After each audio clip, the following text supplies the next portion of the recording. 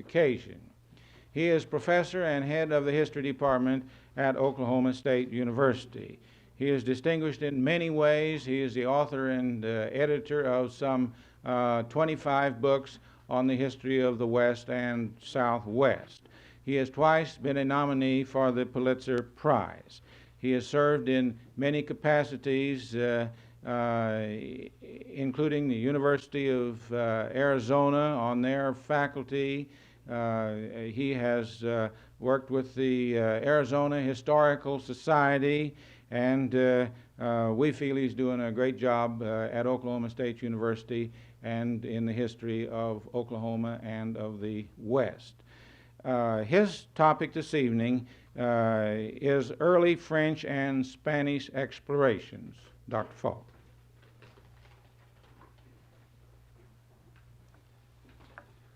Thank you, Dr. Fisher.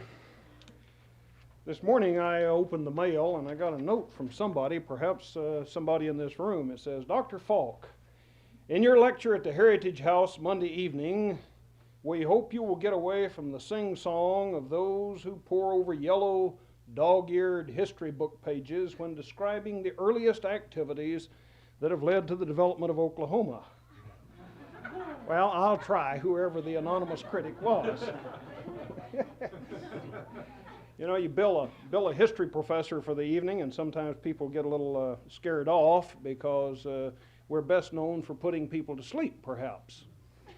I had a friend one time. This situation this evening reminds me of a situation that developed. I had a friend out at the University of Arizona who had taught in Texas, and he got to telling me, he said, one time he was asked to deliver a speech down at Kingsville, Texas, and the word Kingsville brings to mind the King Ranch.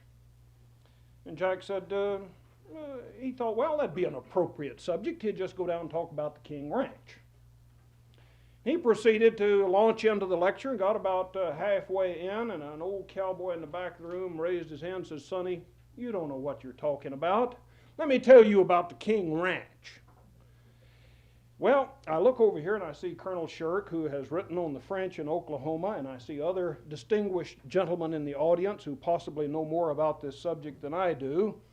Nevertheless, since the topic was assigned, I can't escape it.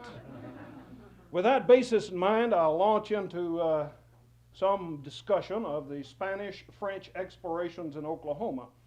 And here I am a little more comfortable in that these people do fit into the broader history of the American West, and my problem, like all professors, is fitting it into 50 minutes. You know, you ask a prof the time of day, and it takes him 50 minutes to tell you. We're talking roughly here from 1541 to about 1803. As you know, prior to the Spanish entrance, this was the sole domain of the Indian, and time passed inauspiciously for centuries in this region that would come to be Oklahoma. The years, 10, 15, 18,000 of them, succeeded each other with quiet monotony, as small tribes of Indians contended with each other and with nature for subsistence. Their daily lives were almost exactly the same as those of their ancestors for innumerable generations. Some people have said that theirs was a bleak and brutish existence. Others have said that no, it wasn't bleak and brutish, that the Indian civilizations here were very high. They did have the pleasures of the hunt, the generous providence of natural bounty, and the satisfaction of geographical beauties, as we all know. Yet their lives were uncertain as game grew scarce, when crops failed, or when battles went against them. They suffered from disease, from periodic famine, and from man's inhumanity to man. Such an existence was all they'd ever known, however, and within this they found reason for hope, for laughter, for dreams. These years of sole Indian ownership in Oklahoma came to an end with the hoofbeats of horses in the summer of 1541.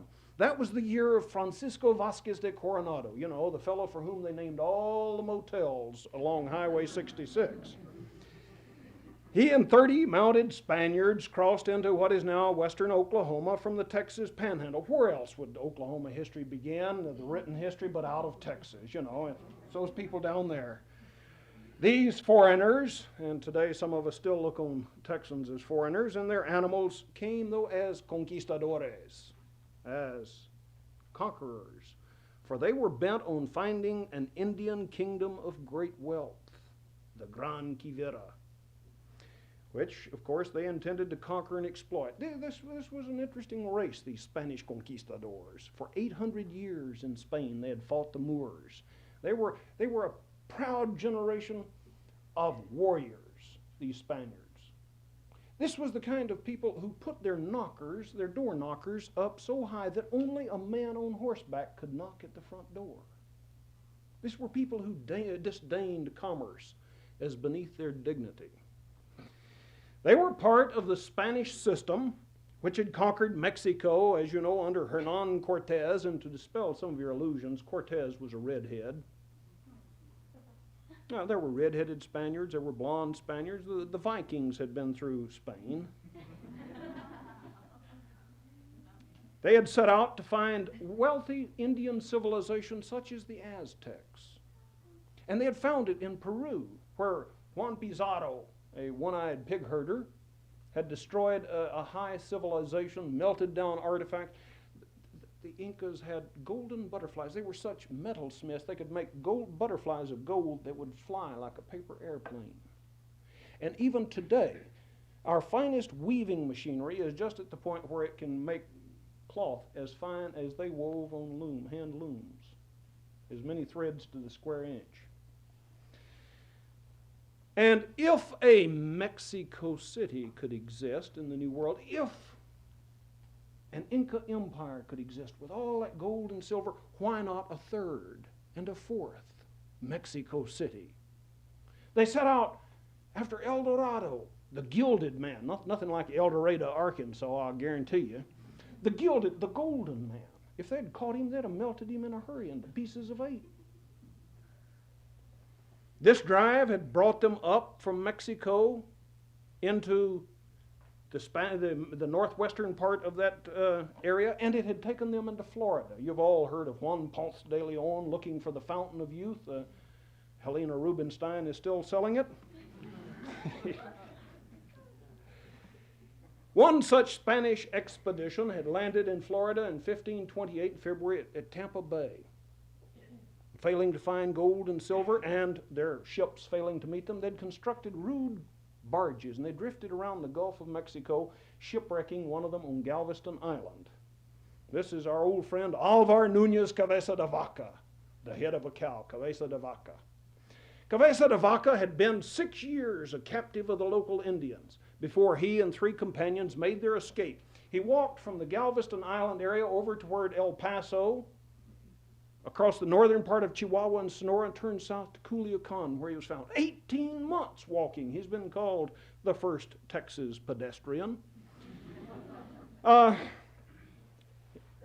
There, interestingly, after having been a slave 6 years to the Indians, he was met by Spaniards out catching Indians as slaves. And he was hustled down to Mexico City, where he talked with Viceroy Antonio de Mendoza, the first Viceroy of Mexico. The word Viceroy, vire in Spanish, vice like vice president, rey king, the vice king. Communication slow between Spain and Mexico, and he needed a second in command there. And this was the first Viceroy, Antonio de Mendoza. And Mendoza asked Cabeza de Vaca, "What's up north?" He had just heard about Peru. "What's up there? Is there gold? Is there silver?" Cabeza de Vaca truthfully replied he had seen no gold, no silver, no pearls, no turquoise, but he had heard of 7 golden cities. That sounded like the place, as Brigham Young later would say. The Viceroy was interested in these 7 golden cities. He wanted Cabeza de Vaca to lead an expedition north, but Cabeza de Vaca had seen enough of that country. So one of the members of that expedition who had escaped was a black-slaved Estevanico. The Viceroy purchased Estevanico and used him as a guide. Before he sent a full-scale expedition north, he went a little exploratory party. And he sent Fray Marcos de Niza, a Franciscan, up to look. And Fray Marcos got into, about the central part, right on the border of present-day Arizona, New Mexico. And from a distance, he looked at one of the Zuni pueblos. And he said it looked as if it contained riches. Well, riches to a missionary, it probably is souls, you know. But riches to the viceroy meant something you could spend. So a full-scale expedition was mounted. I'm giving you the background of Coronado.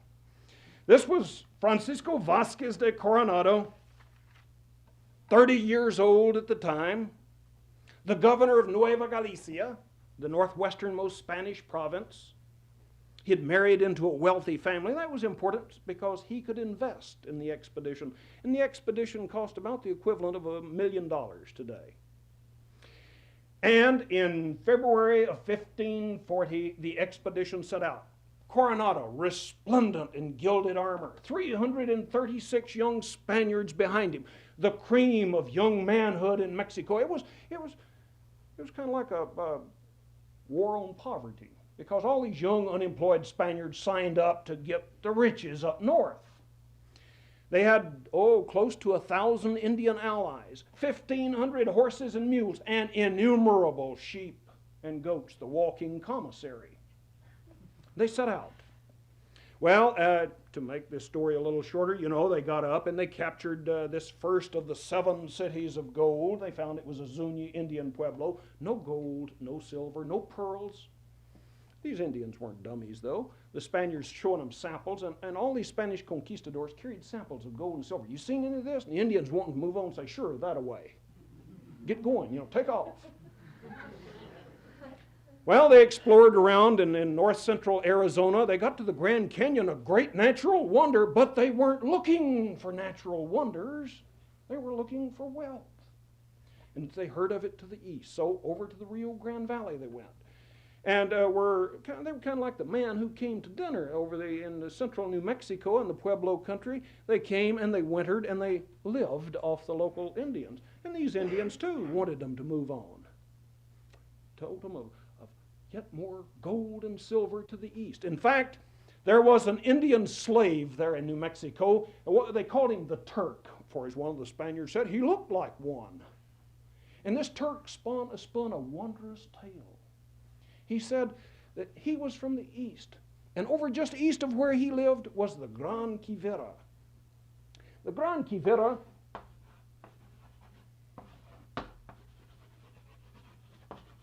sounded just like the place the Spaniards were looking for. The Turk said that even the rudest peasant ate from golden plates. Hey, that sounds pretty good. The king of the Gran Quivira was lulled to sleep by the tinkling of silver bells in the trees. Yeah. And so in the spring of 1541, leaving a small rear guard in central New Mexico, the Spaniards set out. They wandered out onto the Llano Estacado, the Staked Plains, West Texas, and we all know what that's like. It's flat as a pancake and not very interesting. No Gran Quivira there even today, although you try to buy a section of land and you think so.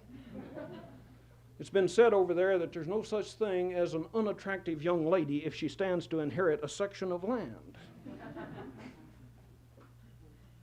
At any rate, they were very disturbed with this flat country. Coronado and and sometimes people think historians make up all these stories. Remember, though, the Spaniards were great bureaucrats.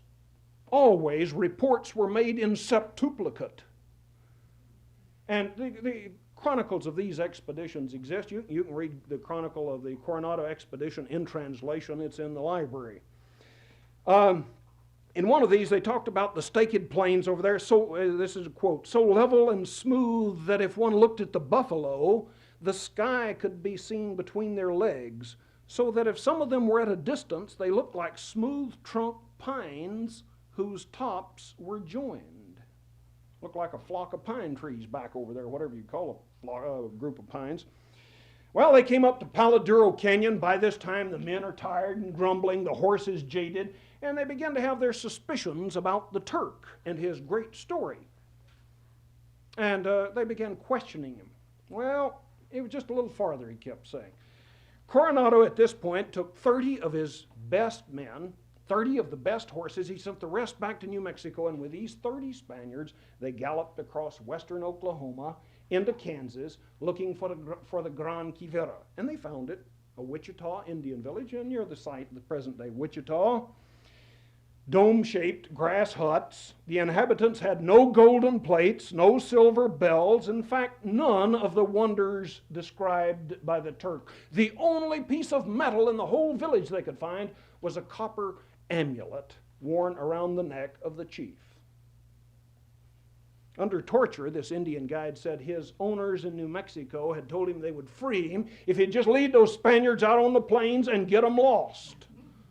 He was garroted. They strangled him. Coronado got guides from among the Wichita Indians at Quivira, and they took him in an almost direct line back to the Rio Grande Valley in central New Mexico. On this return trip, during which he again saw some of western Oklahoma, he wrote a description of the Plains Apaches, the western Indians.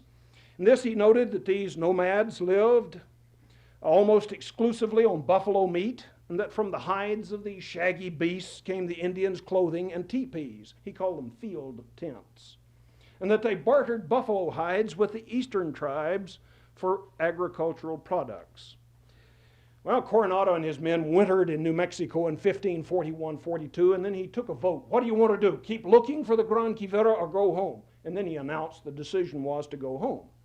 As they left, somewhat different from that gilded group that left Mexico, a little dejected, there was one in the group who didn't want to go home, a Franciscan friar, Fray Juan de Padilla.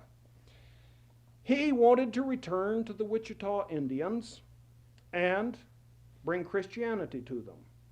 So he selected a soldier, Andres do Campo, whose name would indicate he was Portuguese in origin, and two Mexican Indian lay brothers, doñados. These fellows named Lucas and Sebastian.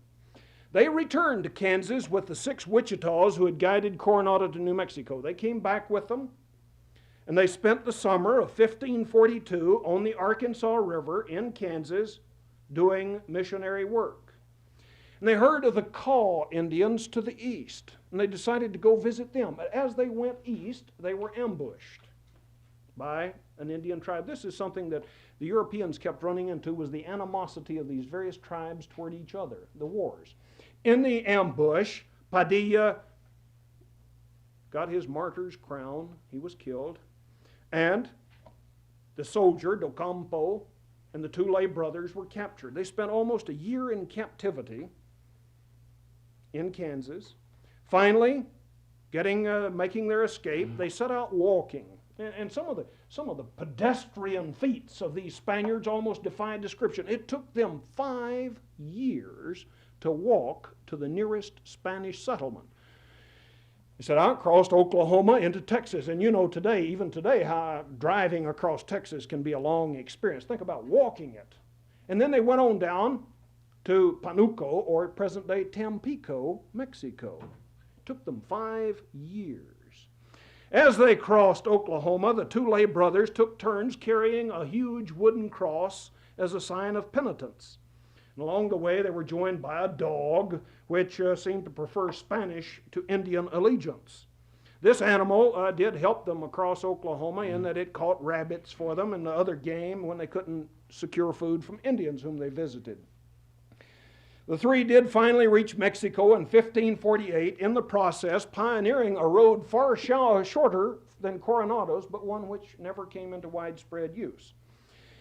At the same time that Coronado was busy here in Oklahoma, there was another Spanish expedition visiting the southeastern part of the United States. And this is our old friend Hernando de Soto. Time runs short. I'd love to talk about de Soto in that he represents some of the opportunity that was available to the Spaniard in the New World. It's almost incredible how well a man can do. He was one of these 3rd sons of the nobility. He didn't get the title or the land or the money. He had to get out and hustle. He came to the New World in 16 years old, started a shipping line between Jamaica and Panama.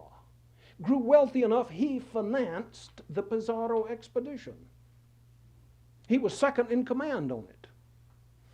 And then he retired. After the Pizarro expedition conquered Peru, he didn't stay there for the knife fights of the Pizarro brothers. He went home. He was the wealthiest man in Spain. He was about the equivalent of a modern-day Onassis or Howard Hughes. He was loaning money to the king. But he got tired of dancing around at the court, and what they call sycophants in Spain in those days, they called them hand lickers. They always want to kiss somebody's hand, get a little money. And so he told the king, forget the loan, make me governor of Cuba and adelantado of Florida. This meant he could govern Florida if he'd go conquer it at his own expense. It was a good deal for the king. 1536, he got this grant. He came to Cuba. He moved the capital from the south side of Cuba to the north side, to Havana, so it would be closer to Florida. And then leaving his wife as governor of Cuba. You talk about women's rights, they had it in Spain. Seriously, did you know that community property as a concept came out of the Spanish law rather than the English common law? That's right. Our water law in western states is Hispanic. Pardon? I just said Queen Isabella probably Yeah. has something to do with that. He landed in Florida in 1539, and he was another of these pedestrians. He walked through Florida, Georgia, North Carolina, South Carolina, North Carolina, turned west into Tennessee, back down into Georgia, Alabama, on over Mississippi, crossing perhaps northeastern Louisiana into Arkansas across the Mississippi River, which he discovered, the father of waters. Whether or not he got into Oklahoma is problematical. Some say yes, some say no. I've read DeSoto's journal. It was kept by the night of Elvis, no kin to the modern Elvis, I don't think. Is my own belief he did reach the plains country and into Oklahoma, because he mentions getting out into the edge of the plains. I don't know. It has been, some scholars have argued that at one point he was within 100 miles of the Coronado expedition, not knowing that the other guy was over there. But out on the plains, at the edge of the plains, they found food scarce. The Indians, a little stronger, a little more warlike in nature. They turned around and went back to the Mississippi, and there DeSoto died. In 1542. There, while he was camped on the Mississippi and where he died, they'd been telling the Indians that he was the son of the sun. When he died, the Indians came in, wanted to talk with him, and they said, the Spaniards said, no, he's ascended into heaven. He went back to the sun. The Indians were gravely disappointed at missing this ascension. And noticing this freshly turned dirt over there where they had hastily buried him. They were telling the Indians this, to keep from being attacked. So at night, they slipped the body out and dropped him in the Mississippi. He was buried there. And the men then built barges, crude rafts, drifted down the Mississippi around the coast of Texas to Panuco, and 340 of them, of the original 600, got home safely. Now, the significance of the Coronado and DeSoto reports are what count. Not whether or not they got to, this side of the hill and that side. If you can imagine raging historical controversies, you listen to scholars argue today whether Coronado went around this side of the mountain or that side. If you get into New Mexico, you'll swear he's like George Washington. He slept in every town in New Mexico. The Chamber of Commerce will tell you so. What was significant out of both of these was the report, which said, up in that north country, there's not another Mexico City, not another Peru, just Indians willing to fight for their supplies of food. So the Spaniards had no reason to come back to Oklahoma. Not for another 60 years. Gradually, Spanish settlement crept northward into New Mexico until a kind of jutting finger crept into New Mexico in 1598. Juan de Oñate settled New Mexico. And Oñate began thinking of looking to the east once again. What for? For the Gran Quivira. There were rumors that Coronado hadn't looked in the right place. There were other rumors that he had found it and had kept the knowledge of it for himself. You see, dreams of quick wealth die hard. We think back about these Spaniards and we think they were greedy, grasping, conniving, don't we? The image of the Spaniard in this time is rather poor.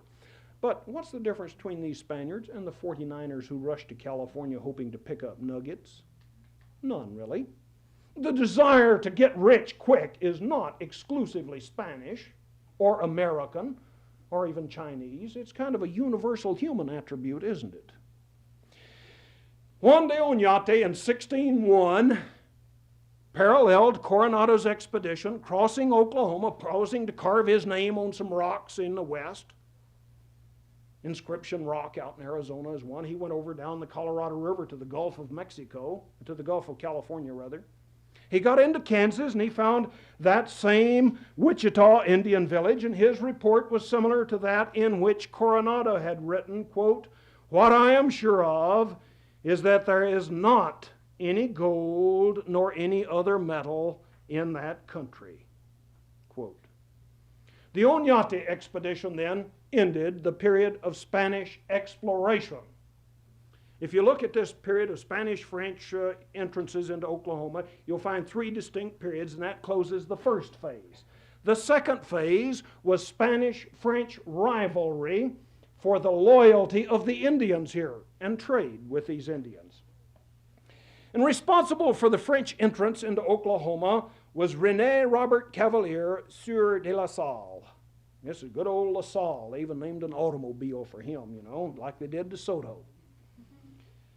Born in Rouen, France in 1643, La Salle was educated for the teaching profession. But for reasons perhaps best known to teachers, he didn't want to be one.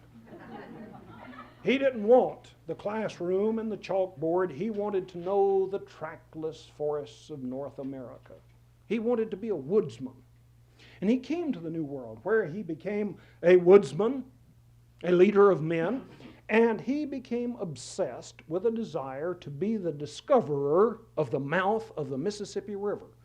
And in 1682, he did this. In 1682, April 9, 1682, he stood at the mouth of the Mississippi and intoned the ritual formula for the taking of possession of land.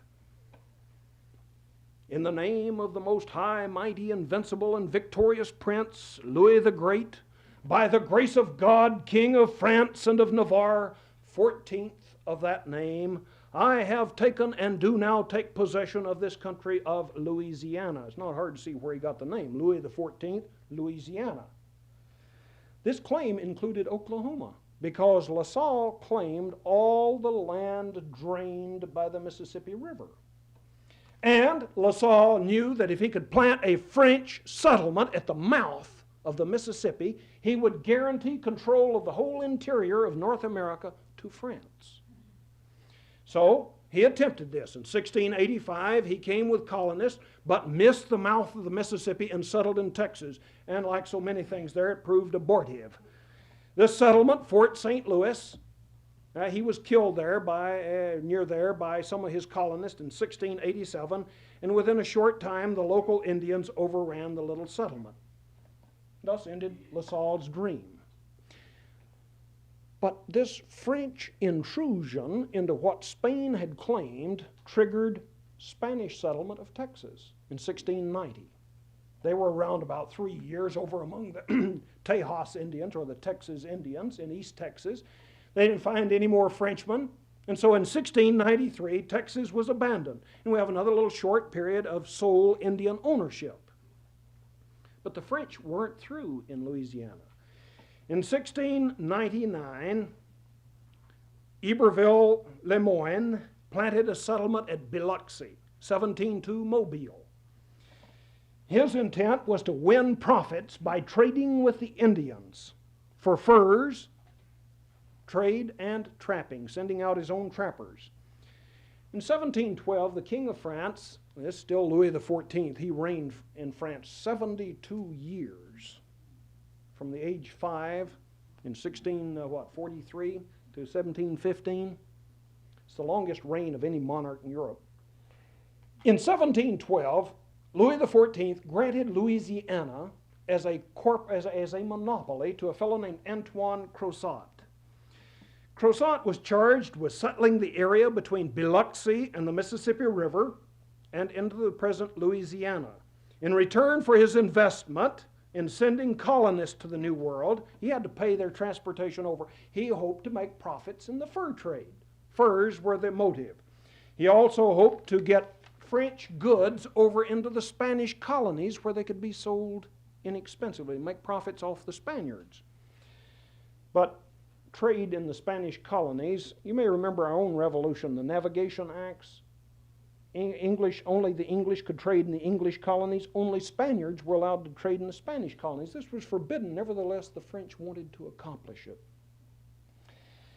And so Crozat sent over as governor, as governor of Louisiana. He didn't come over himself. He sent a man over named Lemothe Cadillac, spelled just like the car. I had to look it up on a prof salary. You know, you drive something other than Cadillacs. That's a plea for you legislators. Now, if the governor is going to send somebody over to open trade with the Spaniards, he wanted a suave fellow. And he selected Louis Jouquereux de Saint-Denis. Saint-Denis, born in Canada. Saint-Denis had been born in Canada. He was fluent not only in Spanish, but in several Indian dialects. He'd come down to the Mississippi, the Gulf Coast region. He'd been working there for several years. He was polished. He was diplomatic. He was exactly the kind of fellow to go open trade with the Spaniards. And in 1713, he came up the Red River to Natchitoches, Louisiana. There he reconnoitered. He established a trading post, the modern-day town of Natchitoches, Louisiana. And again, some people would argue that he got on up the Red into the present-day Oklahoma. Possibly, possibly not. Then in 1714, he went over to the Rio Grande to a post named San Juan Bautista, Eagle Pass, Texas, on the south side of the Rio Grande. The Spaniards arrested him, confiscated his goods. Saint-Denis is an incredible character, though. There's a book about him, Cavalier in the Wilderness, and I recommend its reading. He was a fabulous fellow. While he was held there at San Juan Bautista, he was a guest of the local presidial captain. You know, you didn't throw a cavalier in the stockade. So he was a guest of the local captain. And there was a granddaughter in the house, the beautiful Maria Ramon. And all, you know, these Frenchmen. He wooed and won the hand of the young maiden. He was hauled off to Mexico City, promising to return. And unlike some men, he did return, married Maria Ramon. Ended up as the French lieutenant governor at Natchitoches, a thorn in the side of the Spaniards. Well, the Spaniards reacted to this intrusion of the French by colonizing Texas again. East Texas. It was a long way from the Rio Grande to East Texas, so they founded in 1718 a halfway station, San Antonio. That same year of 1718, the French finally founded this city at the mouth of the Mississippi, New Orleans. These were the two capitals of Spanish-French rivalry for the loyalty of Oklahoma Indians. Because the Indians were pawns in this war between the Spanish and French. Whoever controlled the loyalty of the Indians could run the other out at any time. This trade up into present-day Oklahoma was mainly by the French. They did dominate the trade. It was done partly for profit and partly for imperial reasons. That is, control of the Indians meant control for France. And we have these French traders called courriers du bois, literally runners of the woods, or to put it in Tennessee parlance, ridge runners. They were fellows who wandered out, traded with the Indians. They kept few records.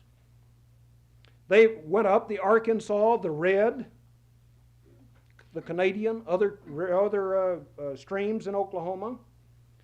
They used the rivers as highways, and soon these were carrying canoe loads of French goods upriver and furs downriver.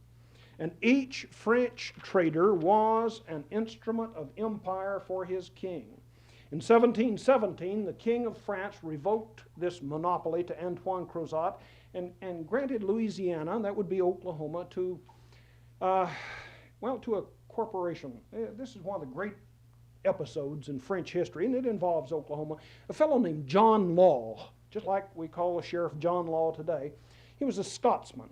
He had fled Scotland and England went to France, and there he ingratiated himself in the king's good graces, and the king granted him Louisiana as a corporation.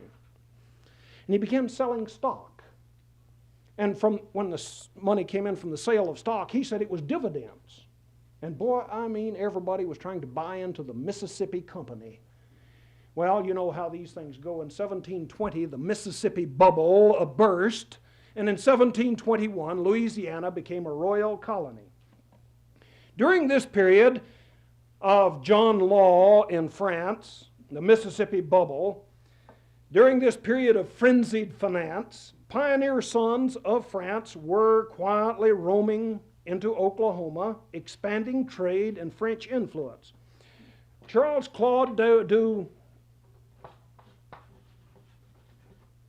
I'm told that T-I-S-N-E in French is pronounced tin. T-I is like as T-I-G-N-E, ting, ting. In 1719, ascended the Mississippi to the Missouri to establish trade with the Osage and the Missouri Indians. Then he came south into Oklahoma to visit Wichita villages near the Arkansas, about present-day Newkirk. Du Ting's goal was to reach New Mexico. If they couldn't trade with the Spaniards in Texas, maybe they could in New Mexico and make profits. Another trader, Bernard de la Harpe, came from New Orleans to Indian villages along the Canadian River in eastern Oklahoma. And on the Red River in southeastern Oklahoma, he established a trading post with a palisaded wall around it, overhead flying the French flag. Several French families settled in southeastern Oklahoma. And La Harpe sent an aide, the Sieur du Rivage, westward to explore the possibility of opening trade with the Mexicans at Santa Fe. These people visited not only the Wichitas, but they met a new tribe of Indians. And this is what changed the course of Oklahoma Spanish history, the Comanches. Not many people realize it. The Comanches originally were a mountain tribe. They're cousins of the Cheyenne in the mountains. And about 1700, they moved out on the plains. And there they captured Mustang horses and made themselves among the world's finest cavalrymen. And they began to trade with the French for weapons. The Spaniards always had a rule of policy. They would not trade weapons or ammunition to the Indians, but the French would. Arms, ammunition, powder, shot, as well as swords, knives, all of the usual kind of trade goods. And so Comanche loyalty went to the French.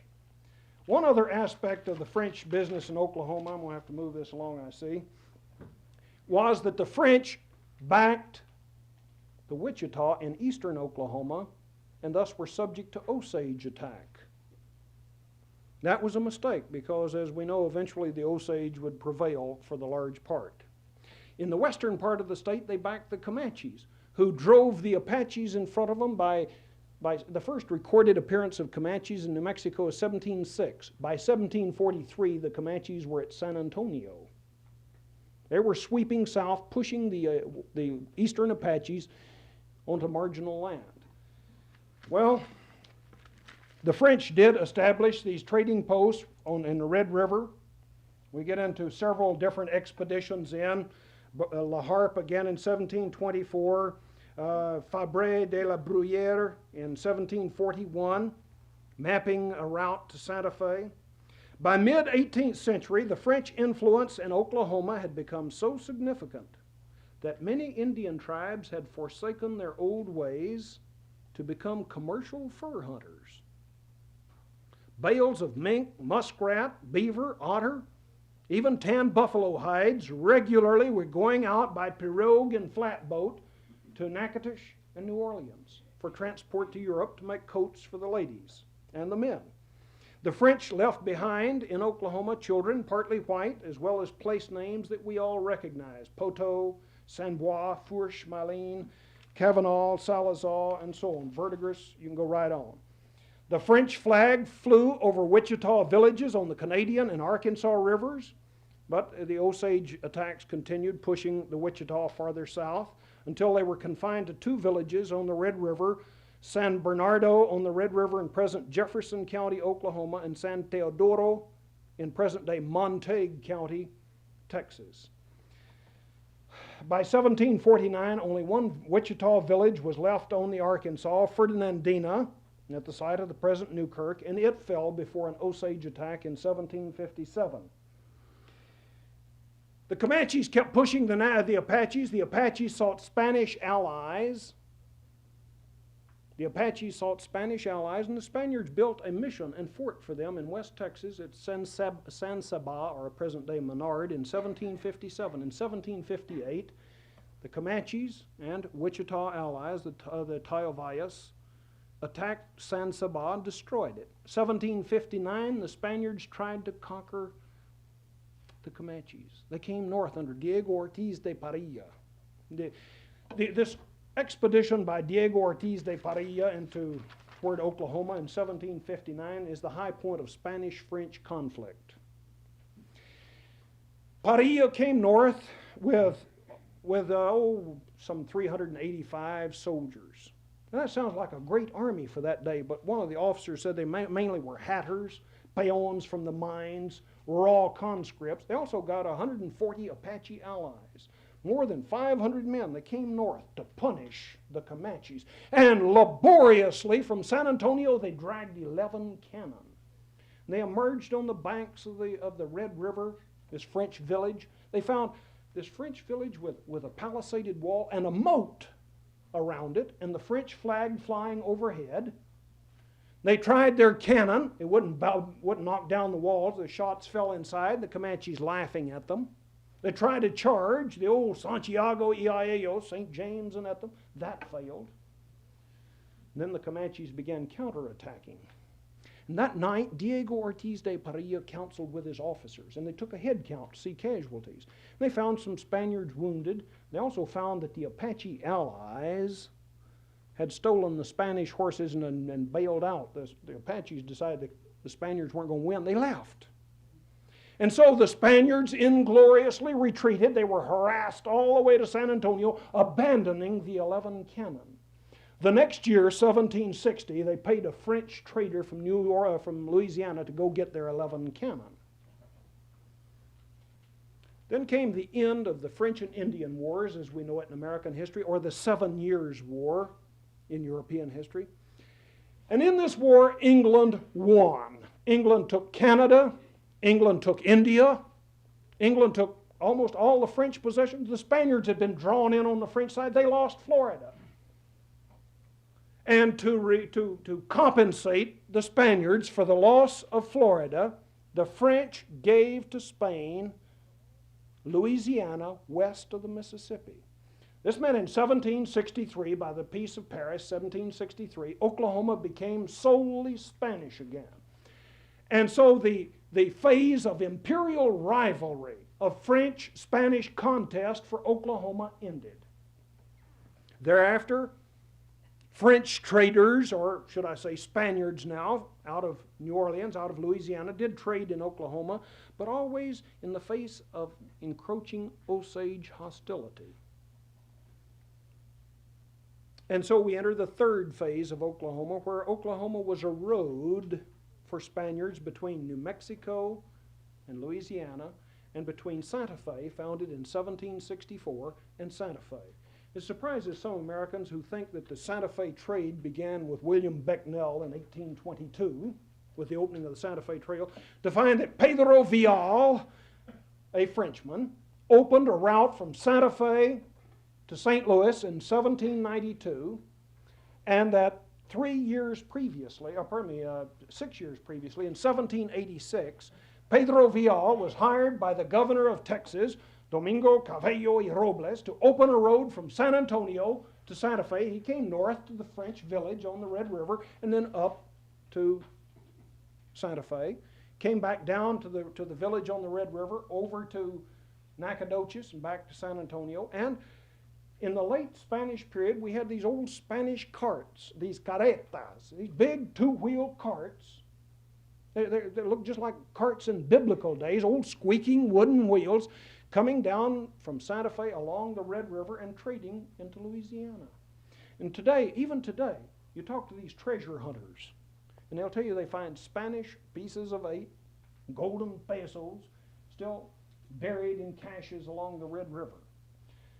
The last phase, 1762 to 1803, Oklahoma was the scene of some trading and of roads. Well, as you know, in 1803, the United States purchased Louisiana. And again, this had nothing to do with Oklahoma. This change of allegiance was dictated by events in Europe. In 1789, the French called the Estates General, their parliament, into session. It hadn't met for 175 years. The king had ruled. And the king called the parliament, or the Estates General, to meet to raise taxes. Instead, they raised cane. And as you know, they beheaded the king in 1792. We have the Republic. In 10 years, 1789, 1799, they had Napoleon.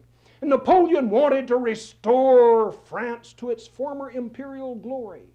He called the King of Spain up to meet and said, sign her back. In 1800, a secret treaty of San Ildefonso, Spain retroceded Louisiana and Oklahoma to France. Thomas Jefferson wanted to purchase the port of New Orleans. Instead, he was offered all of Louisiana. Why?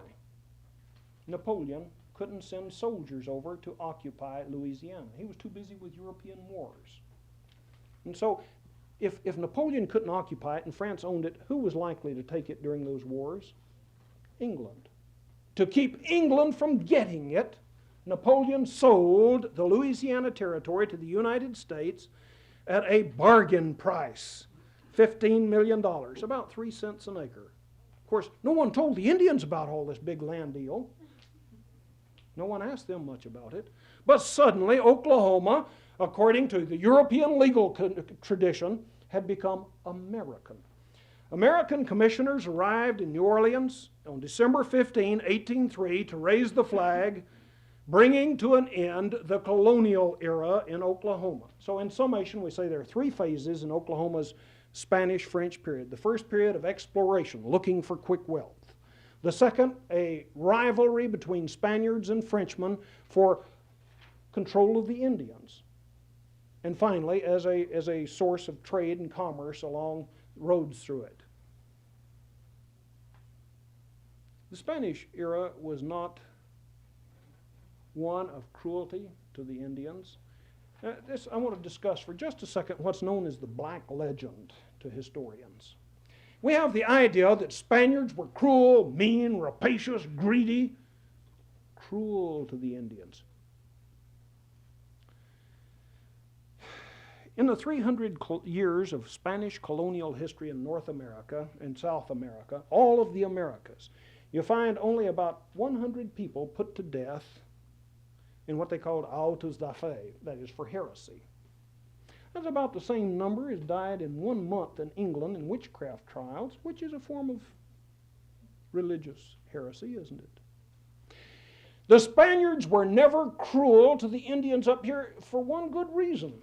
They couldn't afford to be. At the height of Spanish settlement in Texas, there were 4,000 what they called gente de razón, reasonable folks, Christians. This was a time when there were an estimated 50,000 Indian warriors in Texas, let alone Oklahoma. Who was going to be cruel to whom? As one Comanche chief put it to the governor at San Antonio, we tolerate you Spaniards because it's easier to steal your horses than to capture those Mustangs on the plains. The Spaniards never could afford to be cruel to the Indians. And let me ask you one last question. We talk about cruelty, Spanish cruelty. Where today is the greatest concentration of pure-blood Indians in America? The area once controlled by Spain or the area once controlled by England? In 1502, Ferdinand and Isabella convened a convention of scholars and religious people to decide the status of the Indian. And they decided, believe it or not, that the Indian was human. And thus, Spaniards could not go out and kill Indians without giving them a chance to be converted. Well, the Great Seal of the state of Massachusetts shows an Indian. The Pilgrims came over to convert the Indians. And when they couldn't convert them, what did they do with them? King Philip's War, where they exterminated. Ben Franklin's formula, rum plus Indian equals 0, give 'em booze. Who was cruel to whom? The Spanish-French period was not one of villainous barbarism. It was an era in which they did try to treat the Indian as human, to make a profit, yes, get them fur trading, but as human. And today we're still trying to decide how to treat the Indian. And we say he's a ward of the state. Now, ward implies a child-parent relationship. Well, we still haven't quite conceded them the status of adult humans, have we, all too often? Chief Joseph said, or not, Crazy Horse said, in the 1880s, the Indian wars will cease when the Indian is treated as any other American. That means as an adult human. You pardon the editorial at the end there, but I do appreciate talking with you. Thank you.